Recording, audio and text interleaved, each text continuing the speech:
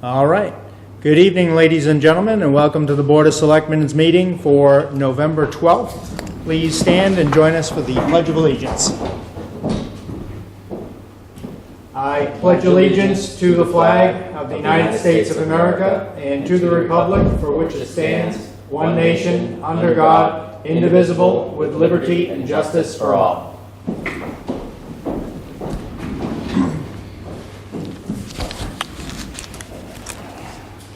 Okay, we have a rather brief agenda. We have to review regular session meeting minutes for October 15th and November 5th.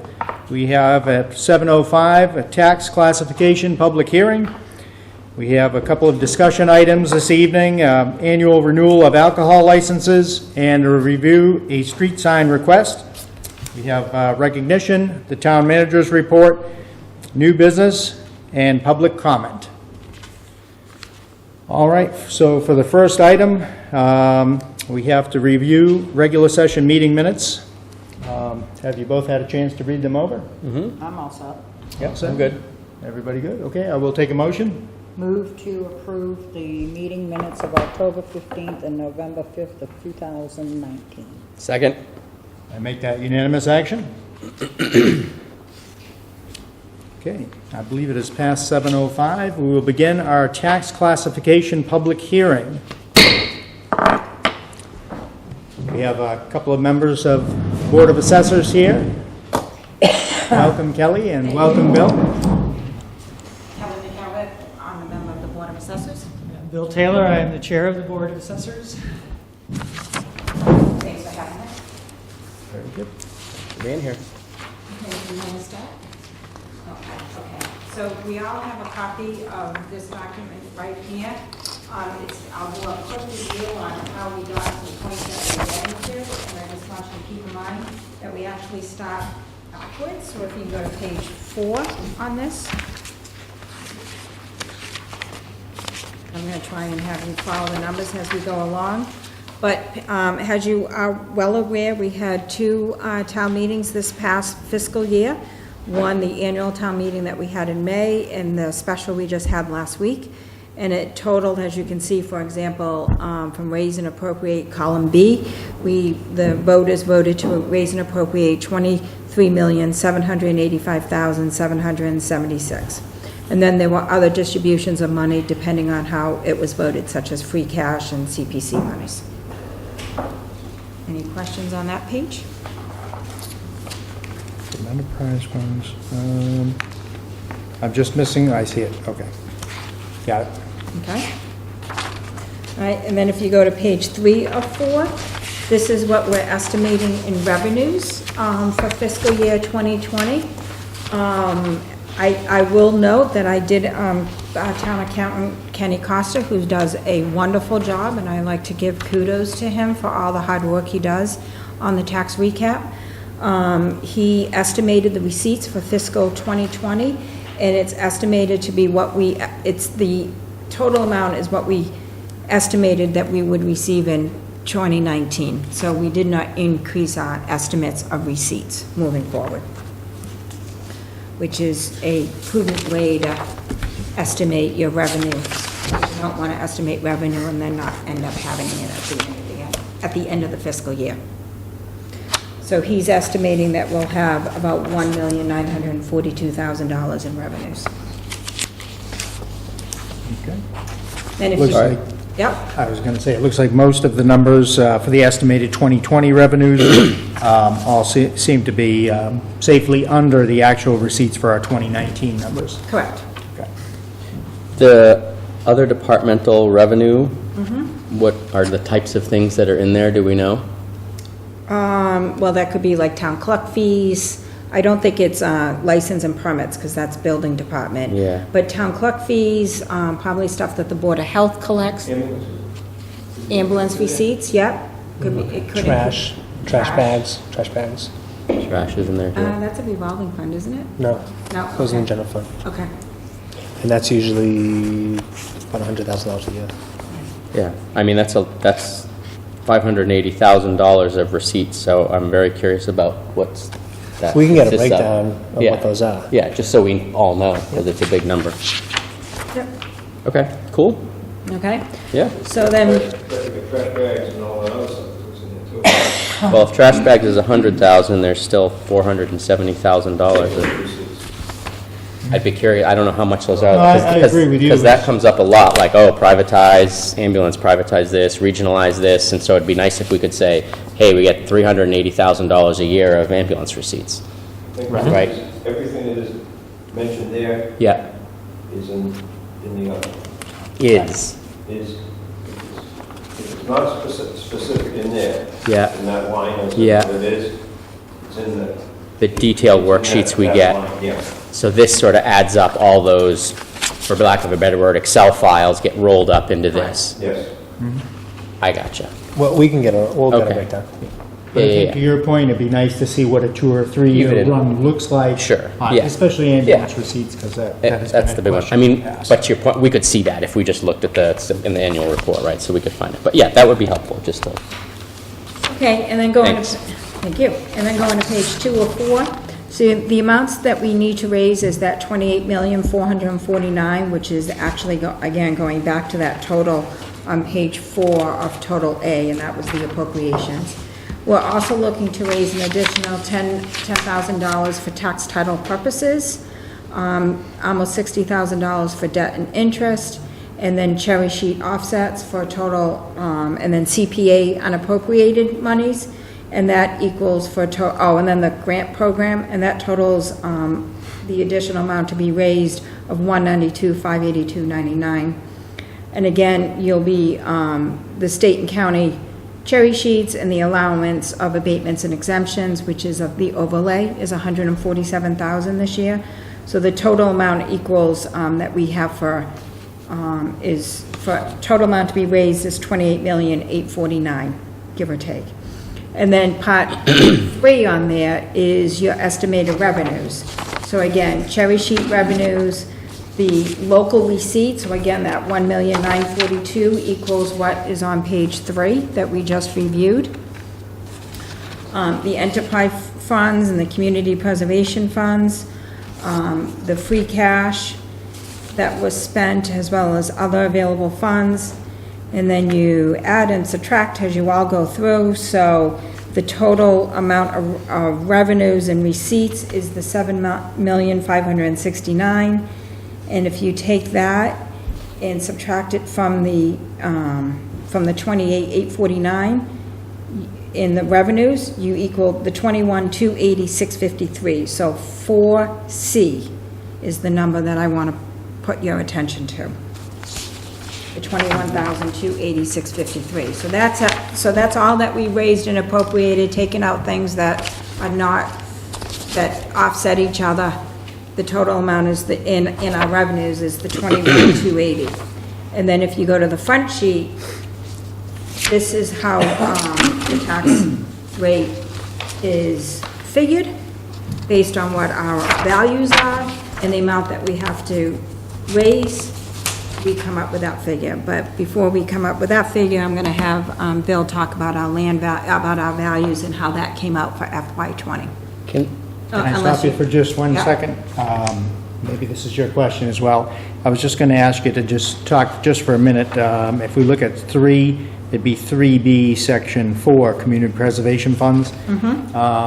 Again, that's a surcharge on the tax bill. Is that, that number that's reflected there, that's each year? Is that what the actual taxes that's collected each year? Towards that fund? Community preservation, $1,021,000. It says, see Schedule A4 right next to it.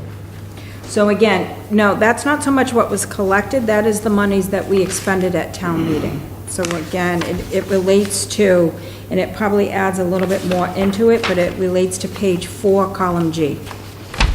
Okay. The numbers are not exactly the same, but there must be something that he's including that, I'm not quite sure where, Oh, I what the see. difference is, but it equates to that. So it's not so much the money that's collected, it's the money that we've appropriated at town meeting. Okay. so that's money that's coming into the tax rate It's already recapitulation it's already from the been collected, CPA. and then we've Right, so this allocated is it CPA money that's coming into this year's budget to help pay the bill, for lack of a to better pay word. to pay what was allocated. Yeah. And then going back to that fourth page, part of that, then where it's expended would be, say, for instance, the town hall payment, part of Correct. that money. Okay. Yep. The question I had was, I mean, it's great, obviously, it's great to be able to see this and look at it each year. Is there a way, we certainly don't have to do it for now, but either at a future meeting or even just to distribute, like a lot of times when we look at financial statements like this, we look at like a 5-year view, just so we can sort of see over the last 5 years what's happening to the numbers, just to give us context. That would be useful, and then periodically we should even look at like a 10-year chart, just to be able to articulate to people in the town what direction things are going in. I mean, we sort of know everything goes up and to the right, but the degree or the yeah, slope of that line is sometimes interesting. We can definitely prepare something, but just so everyone knows, this is all public information, and it's not even on the town's website, it's on the state's website, because Yeah. they have the final approval. Yeah. So if you do the search, Yeah. and if anybody has any questions, I'd be more than happy to walk them through how to find it. Yeah. But you can go back to however many fiscal years you want to go back, and all Yeah. this information's in And there. they can chart it and do Yeah. all that. Yeah. Yeah, I think I've played with that from DLS, yeah. There is a page, there is a report that the regional local services has, it's a town at a glance or Yeah. something like that. Yeah, And if you go to the regional local services, if I can find it, you gotta do it. oh yeah, no, I didn't know that's where this was from, but yeah, That I've is- played around with that a there's- little bit, there's but, this report that says, your town at a glance. And Yeah. it does go back a few yeah, years. right. And it, Yeah. this is what it was, and this is But, your free cash and your excess capacities and all of these things, and it's all right there to be seen. I mean, that could be something that's interesting to look at, whether it's at a meeting or whatever, just to sort of look at it and share reflections and thoughts on what we're seeing. I don't know, I haven't seen it, but, Now, when Marcia was out from the Department of Revenue, that's all put together already. Okay. Did we get a copy of that? She sent a copy to me, 10 days ago, and I had forwarded. I don't know if you were able to open it. It came through a secure website, so I got to see how she can unlock that. But she wants to have a meeting with Kenny first before it goes live. So we do have, to Selectmen Duano's point, we do have a 5-year forecasting tool that looks at our projected growth and our Yeah. projected expenditures Sure. over 5 years. So Yeah. I think as that gets more Right. refined, we'll definitely would want to present that at some time in the future. of course, yeah. So pro forma is looking forward, right? So that's what the Department of Revenue has helped us with, and what I'm talking about, sort of a historical view of what it's looked like for the past year. And then you can even plot that on one line to say, here's what the past 10 years was, here's what the next 5, here's what we think the next 5 years are. What do we think of that? And again, I don't Well, have any. actually, it goes back too, not only Yes, forward. it does. goes The back pro too. forma does? Yeah. Yeah, it goes back. Yeah, Okay. yeah. So It goes back like 10 years. yeah, Where's Oh. that? yeah. I guess It's I a should look- nice- I guess I should look at that. And then Trending. individually, you can change the year. Like, you could pull this up for, say, you were curious, and Yeah. you want to say, hey, let's, I know what that, does yeah. 2017 look like? You Yeah, could actually yeah. change the date, Yeah. and you would see the 2017. I'm more interested in the trends, sort of over time, to see like our, So let us, again, the Division of Local Services, they want to meet with Kenny. They had a couple questions that only Kenny can answer. And as that becomes more refined, we will definitely have Okay. a public discussion about that. Good. Absolutely. okay, great. So then Bill's going to talk about the values, and once the values are concluded, that we've done the assessment of all the properties, that helps with what we have to raise to set the tax rate, or to recommend the tax rate to the state. Yes, so the overall values went up probably about roughly 5% on existing houses, homes, properties. And in addition to that, there was, of course, new growth, much of it related to the, of course, the new development. So just to give you some idea, colonials went up 3% in value. Capes actually went down 3%, and ranches went down 3%. And then land values went up 15% in most neighborhoods. There were a couple of neighborhoods that only went up 5%. So if you, the bottom line then of all that is the median tax increase was about $227. And that reflects the fact that the values went up. And of course, as the values go up, you can lower your tax rate, and that's what's happened. The tax rates come down to $17.22 from $17.31. Pending state approval. Pending state approval, excuse me. Always want to be clear on that one. So on average, the average tax bill is up $20 a month from last year to this year, ballpark. Well, I mean, everybody's situation Is a little different, yeah. People who added on to their homes are going to see something different. Yeah. Depending upon the style of the home and neighborhood you're in, you'll see something different. Why do you think land values went up so much? And was that across the whole town? Because I know that we have a company that comes in and looks at it and Yeah. sort of. Yeah, so the valuation firm, they have statistical models they use, tools they use, and essentially what they do is they take actual sales and then they will start twisting the knobs, if you will, and the two major drivers are your per square foot cost for the building and then your land value, and they will just twist those knobs until they come up with a formula based on actual sales that equates the new values with the actual sales, and then they apply that formula to the rest of the homes in town. The allocation doesn't have to be 100% accurate in terms of land versus, building value. It just has to arrive at a value which reflects sales. Mm-hmm. So in any case, that's the tools they used and the formula they came up with. Mhm. Thank you. So, that being said, you have this other form in front of you, the classification tax allocation. Now, we gave you a preliminary discussion on what's gonna happen with that, on what happened with values and what we need to raise and appropriate. The major reason for this hearing is the classification. As you're well aware, it's up to the Board of Selectmen to vote whether or not we have a single tax rate or a dual tax rate, where we take the C&I out and make it a higher tax rate. We did a calculation last year, and it would have been devastating if we actually voted a dual tax rate to the commercial and industrial properties in town, because it's less than 4% of our value.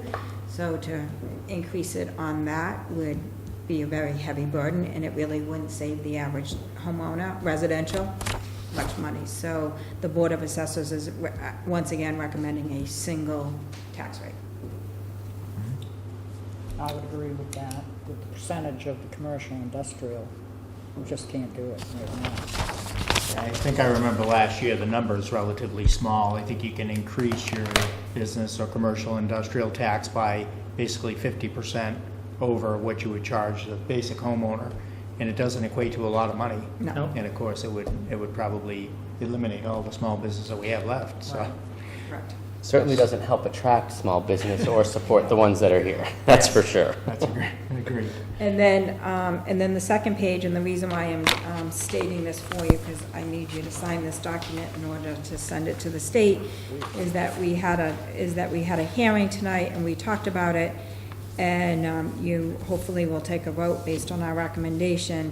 And I know this has been brought up in the past, but the excess capacity is calculated at $9,226, and that is pretty much just a rounding figure.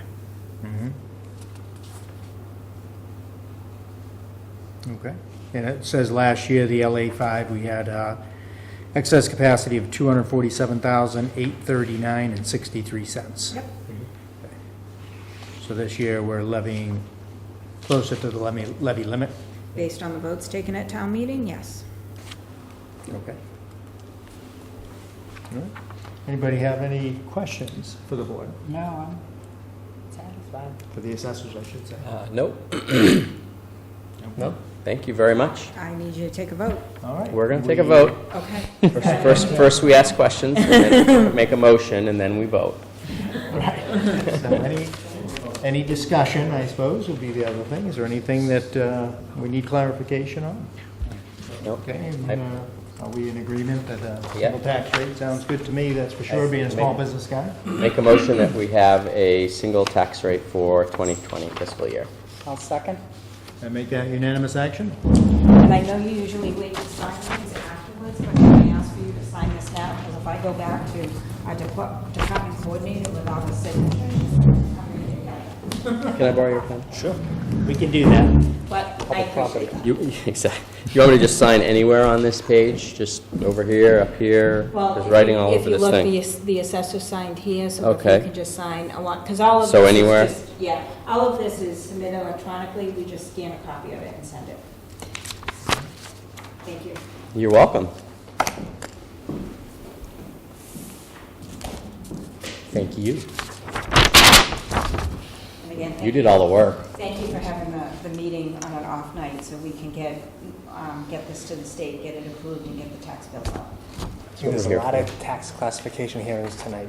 Oh, I really? bet. Oh, yeah, I was talking to Auburn Board of Selectmen member this morning at the senior center, and she said they have this tonight as well. Yeah, so the Department of Revenue will get bombarded with all of these in the next day or two. And obviously, it's been a super busy month for you folks, not only with town meeting, but this work as well. So thank you for the time, all that extra time. Well, again, kudos to Kenny Costa, our town accountant. He does a lot of this work as we move forward through this time of the year.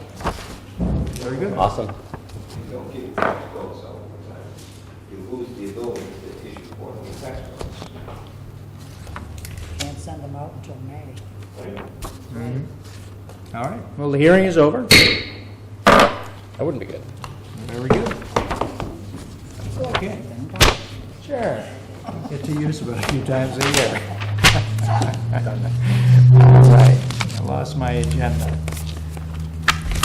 Oh, here we go. Yeah. Okay. So, discussion items. We have agenda item 4.1, annual renewal of alcohol licenses. So, we have several licenses, obviously, in town for alcohol licenses. We have all reviewed the information. For any discussion? So the super is not signed, does that need to be signed? Yes, she'll be in. And then we have That's some, the only one, right? She brought everything, all her paperwork in, she just, So, just so people know, you mind if I just read through these quick? you can, I was just going to make a quick comment to go ahead. Sandy. And Sandy, there's also some other dollars that are going to be coming in to get some of the accounts up to speed. yes. Okay. Very good. Yes, Brett, would you please?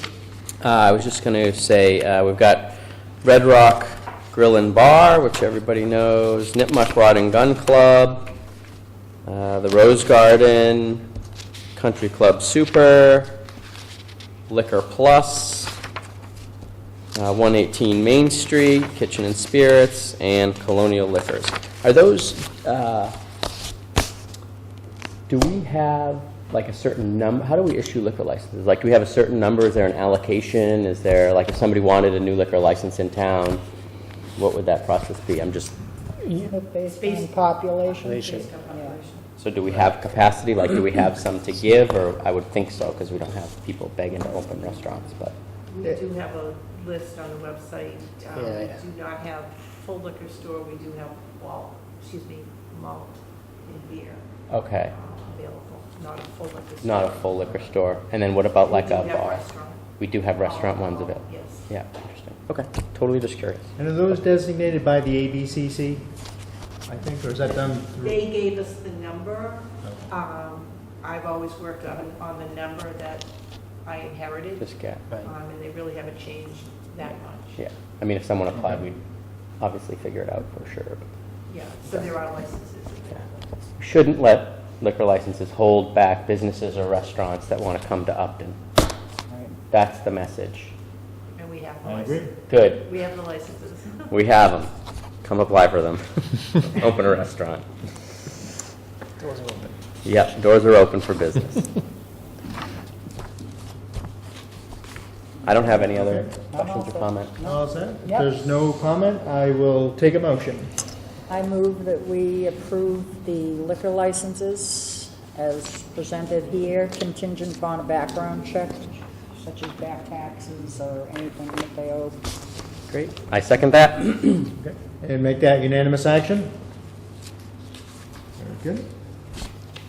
Okay.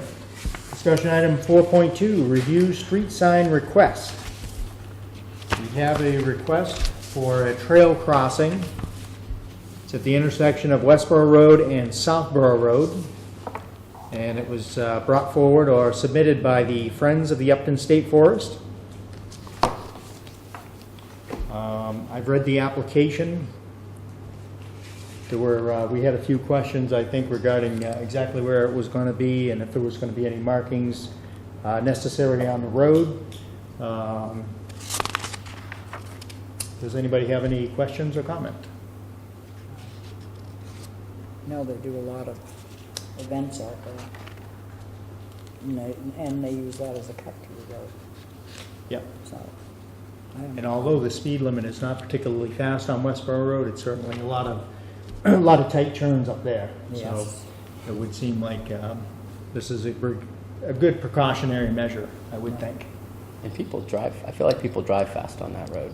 They Even though do. the speed limit is low, it's, because there's not a ton of Because houses there. right, there's Yeah. not that many houses in the Right, beginning of it right. until you get And further then out. there's traffic and, yeah, Right. Especially where this is up by the State Forest entrance. Yeah. right. People start to go fast. Yeah, Great, heading towards the Westboro line. yeah. So, And it looks like the Land Stewardship Committee's in support, as well as the BDPW was in support, is that right? yeah. DPW and Chief Bradley are both in support. Great, okay.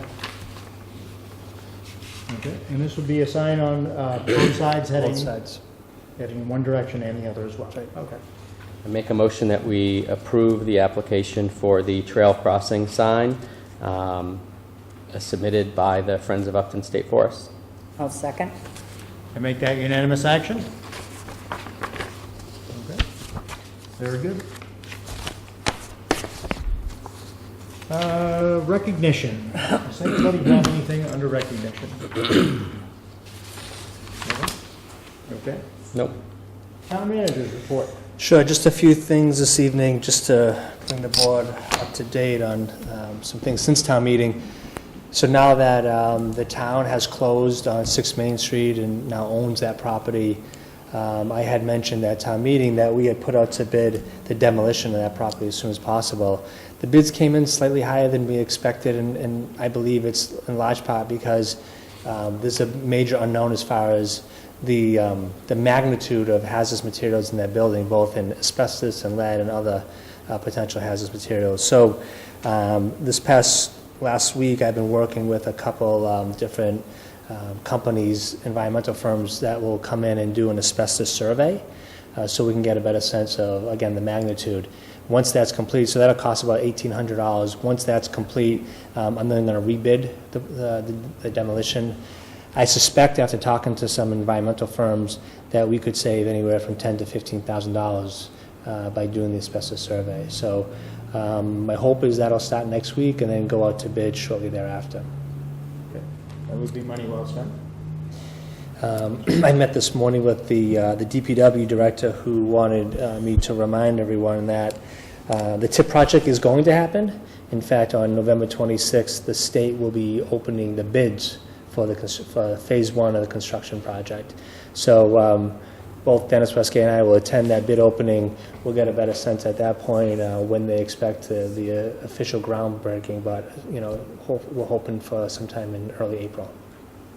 And then letters of offer will go out to all the property owners in phase 2. So phase 2 is from Westboro Road all the way down to Hartford Ave North. So that's the phase 2 of the project. And so, as we did in the first phase, we sent out letters of offer to all the property owners, letting them know what the town will acquire. It could be a permanent easement or a temporary easement, and what the costs associated with acquiring those easements.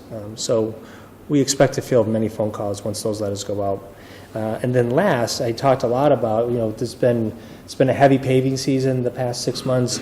One road we really had eyes on paving this before the winter season hit was Russell Ave. But if you go to Russell Ave, you really don't know where Russell Ave begins and where it ends, right? There's a lot of asphalt over there. So Dennis Westgate had ordered a survey to be conducted of that road. And what he found out is that the town only has a 15-foot right-of-way. So when you think of 15 feet, I mean, it's smaller than a driveway. So if we were to just pave our right-of-way, it would be problematic. It would actually be a waste of money and look foolish. So what we're talking about now is potentially doing some land takings, like we have done with the TIP project. So that's going to cost money. That's going to require town meeting action. Everything that we have done for the TIP project, we'd have to do for Russell Ave. So again, we're still in the kind of the research phase of it right now, but we're expecting there's about 20 properties over there that in order to create a proper width road, and we're thinking at least 20 feet, we're going to have to do some permanent land takings over there. So we're going to delay any construction on that road until at least until we can take it to town meeting in May. Right now, is that road somewhere around 20 feet? Does that seem to be the way it looks? Yeah, the way it looks is probably larger than 20 Right, so feet. we're not cutting into people's lawns, right? This is more like the road's that wide already, but before the town paves it, we want to sort of get legal use. Yeah, I mean, it's probably larger than 20 feet, the way it looks right now, but when we did the layout, what we realized is we only own 15 feet of Right. all that asphalt. So Right. in order to make this a safe road, we would want to do land takings. That would be the approach. And it's also, I mean, this would be a permanent fix into what we see as kind of a problem over there in that area. I've walked that street myself with a couple of residents, and it is really challenging to understand, where the road ends and where it begins, just because it's wide open asphalt over there. So it's something that we'd want to consider. Would part of the reconstruction or the resurfacing include sort of, for lack of a better word, cutting into it and making it more discernible, or would it just be to sort of repave everything that's there and stripe it? Like, how are we going to solve that problem? I mean, understand it's pavement. I asked a similar question. What I asked Dennis to consider is to build asphalt berms, so that would delineate the curb Yeah. to the road, Yeah. right? So it's very clear. I mean, even if you look at the new construction over there on, is it Centennial? Where that new green building is. If you're looking at it from Main Street, to the left side of the building, it's just all asphalt that just runs into the street. Right. So at least on the right side of the building, they got striping, they have parking over there. But on the left side of the building, again, you don't know Right where after the house from the house. where the public way is and where the Street. private way is. So, that whole neighborhood is problematic, and so, I believe, and Dennis is in agreement with me, that if we're going to fix something, we're going to fix it once, and we're going to fix it, for the long term. So that would be our approach versus just throwing asphalt over it and just making it smooth. Yeah. So again, it's going to be a challenge, but we would prefer doing it in that sense. Yeah, that makes sense. I mean, he'll know the best thing to do, but I just think about plowing up Cape Cod berms like they're butter, so. Right. Right, I mean, he'll do the best. I mean, thing. the alternative, Whatever. the reason, all of our subdivision rules and regulations require granite curbing these days for that reason alone. Right. But again, we can put granite curbing in, there's a cost associated with putting granite curbing in. But the Right. way you're thinking is the asphalt portion would just be done under our asphalt management program, but the actual land takings and surveying and that type of thing would probably appear on a warrant article? That's right. Is that the way you Right. think you'd Yeah, we'd have to bring that up? seek authorization, could be around $100,000, if you're thinking, because these are permanent takings, so we'll say $3,000 to $5,000, $5,000 on the high side, times 20 at $100,000 just for land takings. How much would it cost to just pave it all without doing the land takings? And pave what's there? Is that, I mean, it might be a ridiculous question, but is that, I mean, it would be a low cost, it's just asphalt. right? It's probably just a mill and overlay over there. Right. I mean, right, that would be the other option. I know that's not necessarily Dennis's recommendation, but, right, if we're going to end up paving the whole thing anyway, all we're doing is adding $100,000 of cost. That would be one thing if we had to take someone's fence or take their grass or have them move their front stairs, but Well, the if all we're problem- doing is paving pavement, I don't know. Right, in order to That's a go risk. on someone's private property to put pavement, Yeah, new we would pavement. have to do a temporary land taking. You could do land taking either way. You can't put a public piece of equipment on private property without doing a taking. Got it. Even Even if the it's tip just like- program, for example, Yeah. we're just gonna be on someone's property for a short period of time, just so we can cut the sidewalk, which is in the public way. Yeah. But because we have to go onto their property, we have to We have to do do a a land- temporary, Temporary land Yeah. taking. Yep. And how much does that cost versus, probably 1,500. You know, I mean, it'd be depend on the frontage, but, that's usually a low-cost proposition. Can you use state funds to do that? Under the TIP program? To do land takings? No, to do the paving, if we go with To what do the we're- paving, yes. I mean, the way. On the that Brett private, wanted oh, to- on the private, yeah, I don't know, it's a great question, probably not. I mean, I don't know, it's a good question, and I don't know. I'm sure if we said to people, we're gonna pave your road, but you need to let us put equipment on your property, we could have the lawyers write something up and just have people sign it without paying them anything. I mean, if you came to me and said, all you have to do is sign this piece of paper and we're gonna pave your road, I'd say, great, where do I sign? I mean, I don't. Kind of hard to get 20 people to agree to that. But when you're milling over. You think? Say you Uh, do a mill why? and overlay. Because I don't know, but it's difficult. Really? Everybody, so if they do a land taking, I mean, it would even, I think. I think it would be have a harder to go to problem. them and say, well, we wanna do a land taking versus, I just think it I'd does say it was sound, both the same, really? kind of sounds a little less obtrusive. Right. If you say, we're gonna come and do a land taking to repave exactly what the road looks like. If you're gonna repave the road and it's gonna look exactly like it does, the Right. same width. you I don't know, would I'm just think- trying to think outside the box, do we That have? would be easy. Derek's like, well, you guys I don't think know. then you can, if you do the land I mean, taking. then Do we have to call it a land taking? Can't we just get the lawyers to draw something up that says, hey, we're gonna repave the road and get them to sign it and say, yeah. you I mean, can I repave would the rather Dennis answer those questions, to be Okay. honest with you. I mean, I don't know, I think because the sometimes way I look at it, it's Sounds more like, bureaucratic to me. well, I just, the way I look at it is that you got what is now a lot of private land being used for a public way. And you're taking state money to pave it, and it's private property. I mean, I think the state would require that you do Right, it by. because we wouldn't normally pave, just think of a road that's a private way. We wouldn't normally go in there and pave it. That's correct. This We don't know. is a relatively unique situation, right?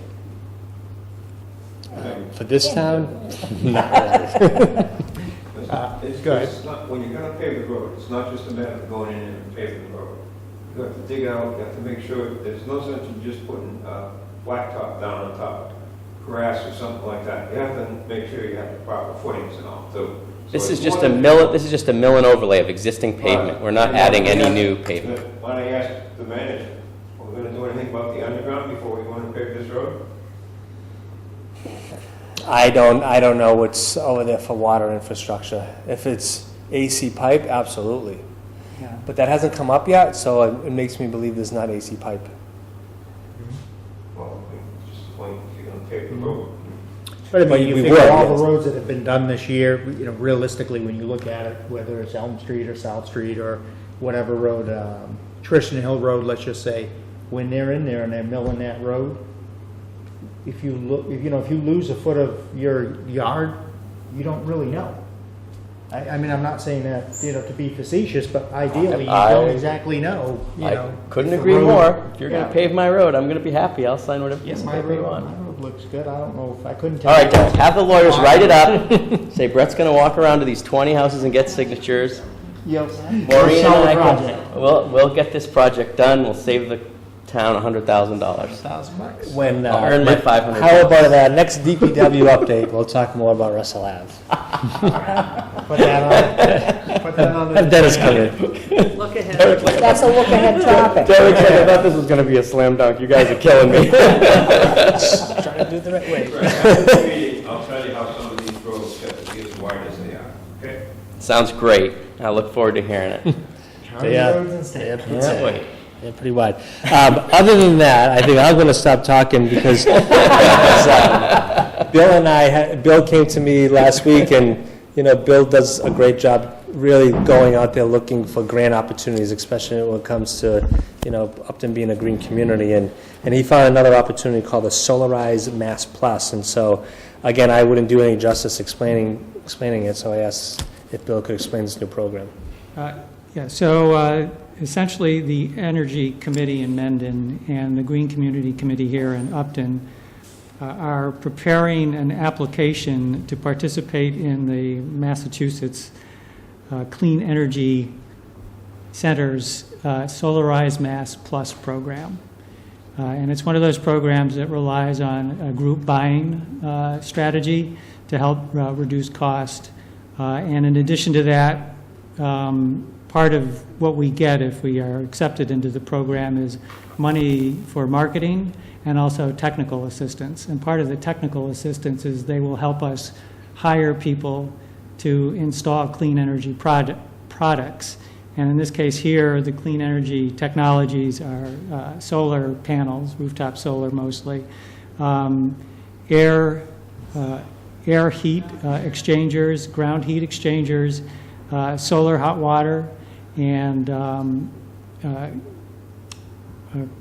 charging stations for residential automobiles, and also battery technology. So we would band together, and if we're accepted into the program, we would let people know that it exists. We would go out and do an RFP for an installer or installers, given the different technologies. And then once we had all that set up, the installers come in and they do a Meet the Installer program, and they get to market their products. And eventually, what we hope is that a lot of people in Upton and Mendon will be able to, will want to and be able to sign up for those technologies at a reduced cost. And we will have taken some of the pain of doing that work from them, because we will have vetted the installer for them. Sorry. So there is no ask of any money from Upton or Mendon, but we do ask that if we are accepted into the program, that you provide moral support. And, give us the opportunity to come before you and the rest of the taxpayers to talk about the opportunity and to get them to, hear about it. Really what we need is a lot of help letting the people in the community know that the opportunity exists.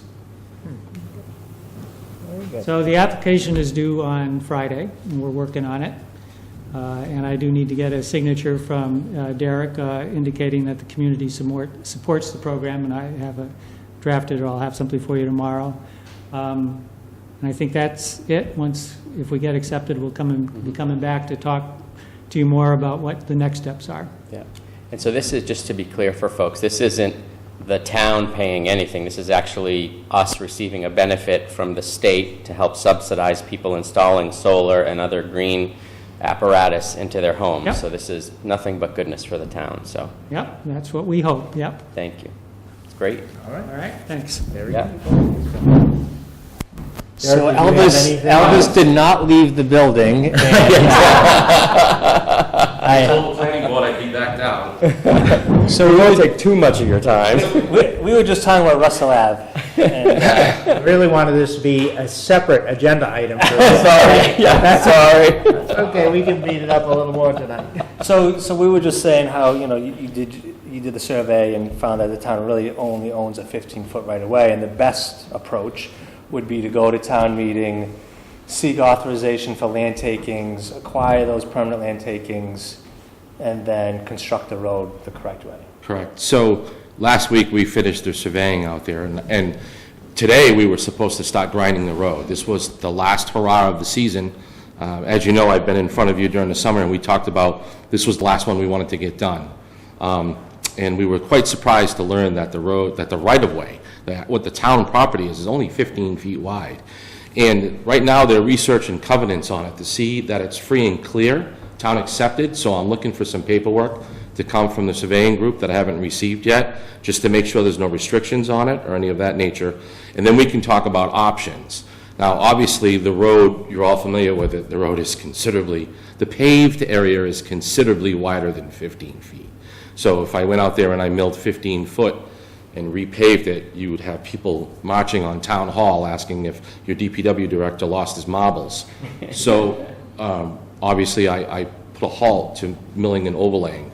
And it looks like it's going to hold things up enough where, at a minimum, I'm going to have to push it out to next construction season after we come to an understanding of what we want to do with that road. Going out on a limb, I would say the residents out there would probably be delighted if we would repave what's there. But there are some legalities associated with that. So, as you know, here in Massachusetts, we are not allowed to expend public monies and public forces on private property. It is illegal, and it requires some due diligence on our part if we are going to take such action. Where at a minimum, I'm not going to speak for town council, but I would venture to guess, I can hear them talking, that we would need at a minimum permanent easements so that we could pave those roads legally and maintain them in perpetuity. Taking easements, as you're familiar with, we're doing phase 1 on the tip, phase 2 requires us to have fair market appraisals done and a check written. So it's a lot more complicated and convoluted than I would like it to be, but it is the law. And Derek and I had a brief discussion about it, and I thought it was a good idea to bring the board up to speed. Derek did too tonight to talk about it because everybody was expecting to see that road paved. I was hoping to get the road paved because there's a gentleman out on that road who's betting against me. So I really wanted to pave it. But it's something that we're going to have to do a little more research on before I think the town manager and I can come back to the board with some true figures that you can hang your hat on and say, okay, these are the steps that we absolutely have to do. These are the options we can consider, and here are the finances associated with it. And then we could take a crack at it in the spring. Do you have reason to believe, you had mentioned earlier about it being a town road, do you have any reason to believe that it was never accepted formally as a town road or may have at some point been discontinued? It's unclear. It looks like it's a town-accepted road, but it puzzles both myself in my 25 years of experience and our surveyors, where we haven't seen only special roads that were accepted by the town with covenants. In other words, they were gifted by the homeowners at the time, gave it to the town, but there were restrictions associated with that. And it will be on the deeds when we do a title search. We will find out if that's true or not. And that'll take a little bit of exploration for us to discover all that. We have to take a look at all of the deeds out there and find out if anybody has any special considerations, or somewhere out there might be the original homeowner who owned that property at one time, and they gifted it to the town and said, okay, you can have it, but I don't know what the but is. It's awful odd to have a 15-foot road. What would you use that for? Yeah, pretty much. The maintenance part is the piece I was missing, because I was saying, like, why don't we just have the lawyers write up a letter to say, let us use your property to pave the road, like anybody would sign that, because they all want the road paved. Absolutely. Right, that would be the easiest thing, but the maintenance is the risk, because you're having to go on that property all the time and maintain it, and God forbid something happens, then you got a problem if there's... We're technically liable. We're on their property. Right. There's a kid standing in a snowbank and he gets hurt, and we're plowing private property, that doesn't go over so well. And I don't think we'd keep it at 15 feet either, so Right. now you're That would be- encroaching on private property Yeah. with public funds. That's what I mean, right, Yeah. exactly. And it would be dangerous to just plow it at the 15 feet where we've got the easement, because, I mean, that just wouldn't happen. Any plow driver's not gonna do that, so. I mean, as it currently, that particular neighborhood has a lot of tight turns and tight roads.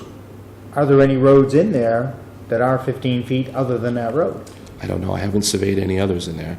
I know that Centennial isn't. Centennial's full width, but there is an offshoot of Centennial that goes along that fence behind Breakfast at Stephanie's to a parking lot in the back. Right. Originally, we were under the impression that Russell came right out, but it does not. Russell dead ends. Russell dead ends if you walk down Centennial and hug the buildings on the right and head for that fenced-in area. You'll find a pin where the surveyor shot the end of the road. And that's the true end of the It road. doesn't even go across No. Centennial. Is that right? So where that fenced area is and those last couple of houses, that's almost like a I don't driveway. know who owns that yet, Okay. but I don't believe we do. So that's like a driveway, Centennial goes this way, and then it would appear that... This happens. I mean, I've dealt with it in all the towns I've been in. You end up finding some quirky little spot that doesn't make any sense. It just always has been. Okay. So, Well, I will figure it out. Explain it when someone asks why Russell Probably. Ave isn't paved. If I were to venture a guess, back in the heyday of the hat factory, the stagecoach probably ran through there, Well, way back in the day. actually, I was gonna do a point of order. If you think, I believe a lot of those, and I'm not a true historian of Upton, but a lot of those houses were where the managers of the hat factory lived, and they could just walk to work. So roads were not important. Yeah. That could be as well. Yeah, it goes back to the old hat factory, Yeah. when Knowlton was across the street, Right, and they those were were just- where his managers and whatnot lived. Right, and they just owned all had- that land and they just split it up and did what they needed to do with it, but They have that land down there in the back that's kind of wet and back down that open area. yeah, That was an old farm back in the day. yeah. So this is our opportunity to fix it permanently. I'll tell you the truth, I'm liking the idea of paving 15 feet. It's a lot easier. Mill 15, it's done, Look like a skunk. makes snow removal So, operations. Mr. Chairman, when they come after me, I can just send them right up the road to you, right? Yes, you can. Oh, boy. Duck. I would be really surprised to hear any of the residents be content with that. I think we'd be more apt to probably get them to sit down and talk openly and honestly, once we discover everything, and we have all of our facts. Right. Probably, and we get to the point where if council, and I'm saying what Yeah. if council says, we really need to negotiate with the neighbors, then we might have to sit down with the neighbors and say, listen, we're willing to pave the whole thing, but you're gonna have to gift us Totally. Piece. Yeah, totally. There's no way we should have to pay them. You know what I mean? Pave their road, that's Right. ludicrous. And if- Yeah, And maybe then- we have and then some we'll sort of a consider public it. Hearing like we did Right. with the other hot button issues that we've had in the last 2 or 3 years. We could have a hearing and have everybody in, all interested parties. That's There's gotta probably, be a way to do this without spending There's always a way. $100,000. Because you could survey it and still have them gifted, right? we Well, I would like the need them gift to thing. gift us Yeah. the easement, Gift us. You just Have instead it of, expensive instead of taking it base. for a fee. Right, right. but you'd survey it first. Yes. But it's the same thing we did with the TIP project. In the packets to all of the residents on the TIP, they have a gift form if they so inclined to just sign the easement over to the town. Yeah, yeah. But And I it think becomes that's- ours. Pardon? Becomes ours once they gift it. Yes. They're gifting the easement. Right. So the land's still theirs, they still pay taxes on it, we have rights to it. Yeah, and that's all we would be looking for. It's the on cleanest Russell way to Ave. do it. That's, Because now if you take the property from them, and now you change their boundary lines, Yeah. now you have to change all the assessors' cards, have to Whole change, thing. all that changes, That's a right? lot Their of tax, money their for taxes change, everything. people a favor. Right, it doesn't. So there's always a way, just everybody has to be on the same page. Welcome to my world. Maureen said it'll be no problem, she'll get everybody on the same page. Yeah, no, that's not what I told him. Right behind you. I got it right. It's breakfast at Stephanie's and there's coffee with Maureen. All right, this is all under manager's report. So Derek, I'm complete. what other hot button topics do Thank you you. have while we have Mr. Westgate in? Thank you, Dennis. That's it. Good, thank you, Back to Dennis. Uh, the planning board, I'm still here. Thanks, Good Dennis. luck. Appreciate it. I actually did have a quick question about the TIP project. You were talking about phase 1, phase 2. We do have all of the easements, permanent and temporary, in order for phase 1? Yes, That's all. 100% complete. Okay. That's what I was thinking. And then under manager's report, we had talked about it, I think, yesterday or something. We were talking about the tremendous turnout for our semi-annual town meeting. So the number, I believe, was 324? 324, Kelly? Is that right? Yeah. So, 324 were checked in. Some of the notes might not reflect that, but that's how many people were originally checked in. 324. So I How's that just- compare with, We just saw that there was a meeting in 1996 that had 485, And how many did we have this week, Lenny? 530? Yes. At least. Wow. Big number. So those were the two other big Now, ones. the Open Space Committee did have a pool as to the number of attendees for this last meeting, and I will tell you, I chose 325. Wow. What? Gee, look at Really? that. Good inside knowledge. Yeah, wow. Well done. I took advantage of it. That's right, exactly. My inside knowledge. I Yeah. have experience with these meetings. They mobilize the community, that's what Yeah. happened. Yeah. But, Brett, the 485 or 486 people town meeting that she referred to earlier didn't get done until 5 minutes to 12. Really? This one went till 11:30. Yeah. Mm-hmm. Wow. Yeah. Well, my point was that was a very good turnout. Great turnout. Really. Yeah. So I Very, was, very good. I was impressed. I would not have, I think going into it, I just did not expect there to be that big of a That's great. crowd. No. I'm not sure what your thoughts were beforehand. No, I thought Oh, I it was didn't a think it- great meeting. I certainly more people than I expected. It's always great to see the turnout. So I think the debate, the discussion was good, and Right. you know, people did their thing. It was great to see. It was great to be a part of. People have to understand, All right. if they want to speak, make sure Mr. Andrews is not in front of them. This is true. All That's right. true. So we're done with town manager's report. Anybody have anything for new business? No new business. Look ahead topics. I don't think we have anything here for tonight. How about public comment? Anybody have any public comment? Seeing none, I will take a motion to adjourn Make a motion to adjourn. Second? and make that unanimous action. All right. Good evening, folks. Thank you. Thank you.